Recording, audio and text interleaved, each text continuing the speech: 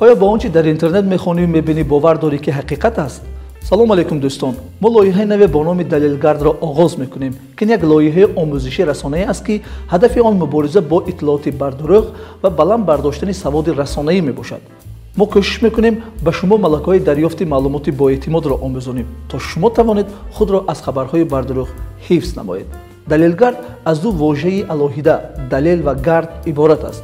واژه دلیل معنای تصدیق معلومات با اعتماد یا اطلاعات تصدیق شده در تکیه به سرچشمه‌ها را دارد. گرد باشد عباره معروف جوینده یابنده را افاده می‌کند.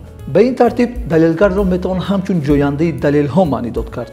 ما به شما کمک میکنیم تا دلیل‌های سنجیده شده را پیدا کرده ملکه‌های تفکر انتقادی و تحلیل اطلاعات را انکشاف دهید.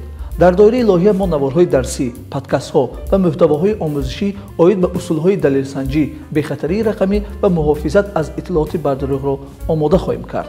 بدانید که در جهان پر از خبرهای بافته و دستکاری تنها دلیل‌ها میتوانند شما را محافظت کنند.